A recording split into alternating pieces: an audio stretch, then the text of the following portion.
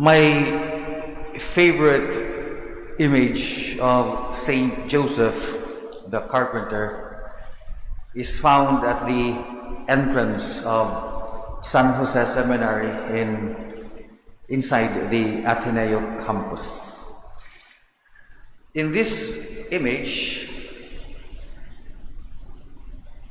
the foster father Joseph, is looking down on his son Jesus.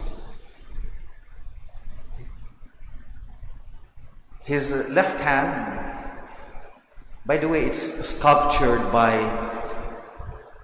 a national artist, Abueva, the same artist that sculptured the oblation of the University of the Philippines, and if I'm not mistaken, the same national artist that sculptured the crucifix in the major seminary.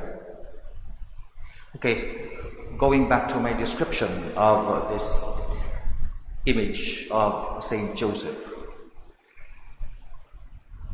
His sleeves were rolled, and so one can see the muscular arms of Saint Joseph. And if one is perceptive enough, one can actually see in the sculpture the veins of Joseph. His left hand is holding an axe, while his right hand is placed on the shoulders of the young Jesus. Apparently, the artist wanted to depict Joseph teaching Jesus the ins and outs of the carpentry trade. But what's really the basis of our imagination that Joseph was a carpenter? The basis is found in the gospel reading today. Is he not the carpenter's son? But mind you, this is not problematic, because in the Gospel of Mark, it's really Jesus who is the carpenter. In the Gospel of Mark, the question asked was, is he not Jesus the carpenter, the son of Mary? And Matthew and Luke, working separately, both edited that passage from Mark. It's now Joseph who is the carpenter. Again, the original source is Mark. And the question is he not the carpenter, the son of Mary? Why did Matthew and Luke edited that passage from Mark? It's now Joseph who is the carpenter. By the way, both can. It's not impossible that both were carpenters. But why did they edit it? I think both were embarrassed to imagine that the Son of God coming down from heaven could be an ordinary laborer. And so they thought that they should edit it. It could be embarrassing for them that someone they worshipped as Lord and Savior was indeed an ordinary laborer. The shame in being a laborer can, I think, be traced back to the idea that working is a punishment because of the sin of Adam and Eve. So work is a curse. Now that idea, I think, has prevailed in most of the history of Christian theology. But there were people who questioned that idea. One, for instance, would be Saint Benedict. The motto of the Benedictine rule is ora et labora. Pray and work. And work can be a form of prayer. If work is a form of prayer, then work cannot be considered a curse. Now, more on philosophical grounds, I think it's Pope John Paul II who would question the idea that work is a curse. In his encyclical Laborem Exergens, Pope, now Saint John Paul II, would describe work as a fundamental part of human existence. That work is actually our own participation in God's own work. That creation is still unfinished, and our work today is part of that continuing creation. So more on philosophical grounds, John Paul II would question the idea that work is a curse. Now, some further points raised by John Paul II in that encyclical. He would say that the dignity of labor cannot be found in the kind of work, but rather in the fact that the laborer is a person. I repeat, it's the dignity of labor cannot be found in the kind of work, but in the very fact that the laborer is a person. So it's much more person-oriented approach to labor. And he would in fact say that capitalism has alienated the laborer from his work. Now, another important principle enunciated by John Paul II is this: there has to be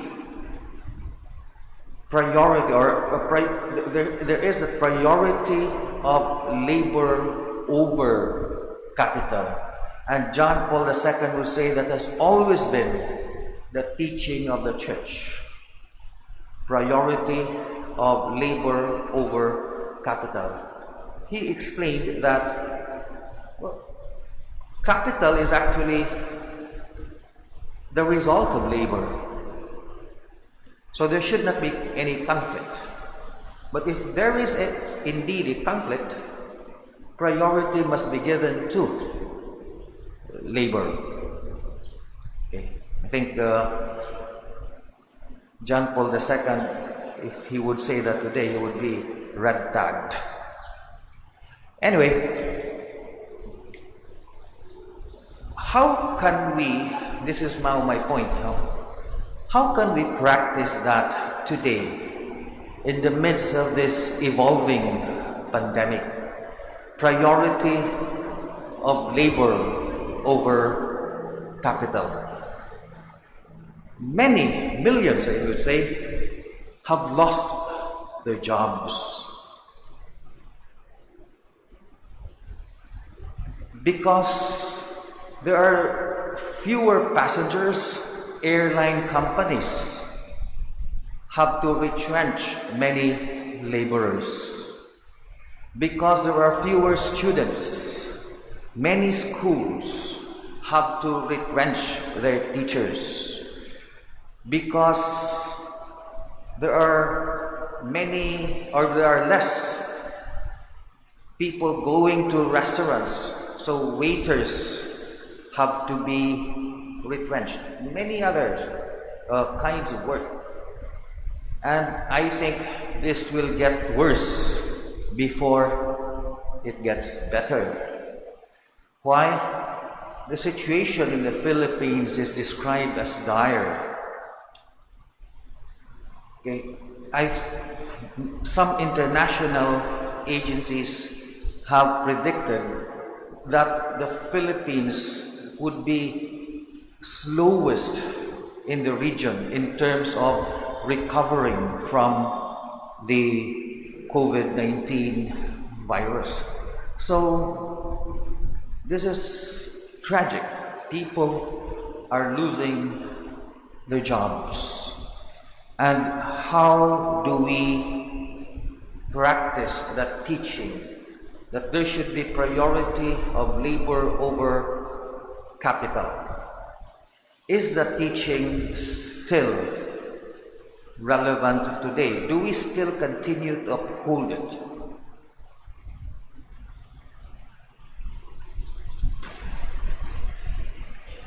Or do we set aside that teaching? And I think even the church has asked some workers to, to just wait for more opportune time before they can resume their work. Now, let me explain my stand on this. I am not, by the way, obviously I'm not a lawyer, so I cannot explain the legal grounds. But since I am a theology teacher, I'll explain as well as I can the morality of this, the moral dimension of this issue. I think there are legitimate reasons for retrenching workers. If, for instance, maintaining this number of workers would result in the closure of the company, and then more workers or all workers would no longer be able to work, then it is morally justified to ask some workers to wait for better opportunities. So that is a given. Or since there are fewer students, I think it's morally justified for a school to say, teachers, can we just deduct from your normal pay? Because otherwise, more teachers will be out of work. Then I think in principle, that can be justified. Now let me explain what is not justifiable. For instance, if companies will have to dispense from the labors of many workers so that the yearly net profit prior to COVID-19 could still be achieved, I think that's not justified. Why? Again, the teaching of the church says priority of labor over capital, or maybe priority of labor over profit.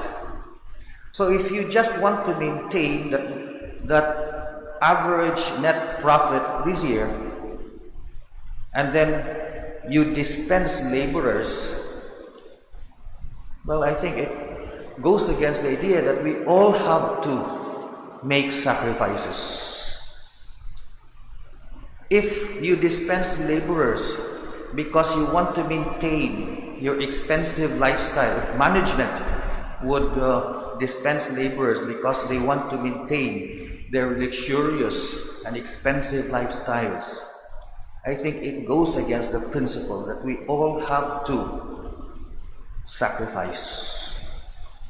I was asked by one teacher, well, before she asked the question, she explained that our salaries are not as, our salaries are not deducted. They deduct from our salaries because there are fewer students. But then she asked, is it not possible to also to make some cuts in the salaries of the school executives? They are not deducting from their own salaries. Well, I didn't give a categorical answer, but I think it's wrong. Everyone must make sacrifices. In this regard, I think what the Philippine Basketball Association is doing is commendable. The PBA, I'm a sports fan by the way, that's why I follow this news. The PBA has decreed that coaches and players, okay, they have to, their salaries have to be lessened by 20%. Okay, but the exception to this general rule would be the utility workers. The ball boys, all this, their salaries cannot be lessened. But all those high-paying players, well, they have to make sacrifices. Otherwise, the league cannot survive. And so, I'm trying to defend the ordinary laborer. And Saint Joseph was an ordinary laborer. I started this homily by describing that image of Saint Joseph. Part of our initiation ceremony was this, that we would embrace that statue of Saint Joseph so that he can imbibe his spirit. Today, of course, it's not possible for us to embrace that statue, but let's embrace in our thoughts and in our hearts the ordinary laborers who may be losing their jobs.